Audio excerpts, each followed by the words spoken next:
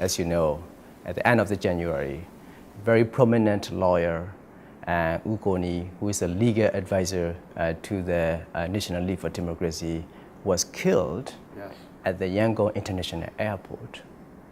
Were you shocked? And what is your conscious or unconscious response and to that bad news when you heard it?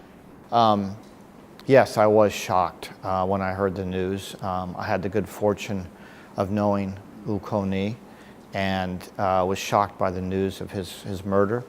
And of course, it's a terrible loss for his family, but it's a terrible loss for the country because of his great contribution to so much of what people wanted to see here. My reaction, thinking about it a little bit later, is I'm struck by how everybody is calling for justice, understandably. People want justice, as they should. But this is sort of, in some ways, what you're hearing in other parts of the country. One of the key changes and challenges for Myanmar is building what the State Councilor always talks about, rule of law. And part of rule of law is justice, which means in this case, completing a very credible and transparent investigation that, not to satisfy me or foreigners, but to make the people of the country feel that justice has been done. Many people believe that this is a political assassination because, as you know, U Ko Ni was a very strong advocate to amend the constitution, even to write a new constitution. 2008 constitution was drafted by the military, and so people think that this is a political assassination. And then, according to the president's office, those who plotted and the killing included the former military officers. How do you analyze his case?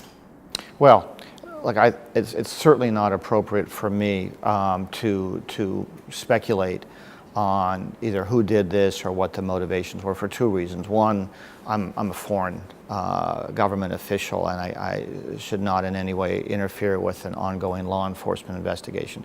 Second is, I don't have access to all the information. I don't know what all the facts are. So again, what I would say is it's important that this investigation be completed, be very thorough and credible to satisfy the people of Myanmar.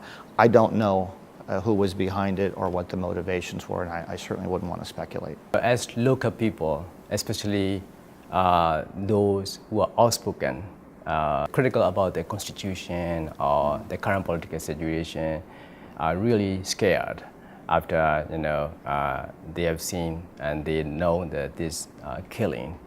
Are you also frightened? Well, I've had a lot of people tell me that they're frightened by this killing. It's a natural reaction. Someone who is involved in moving the country forward is gunned down, and the motivation is still, certainly to me, not clear. So it's a natural reaction. I think, again, this is why it's so important for justice to be done. Fortunately, in Myanmar, in your past, you haven't had a lot of this kind of murder. You don't have a lot of gun violence, certainly not in Yangon. But I think it's a natural reaction, and I think it calls for justice.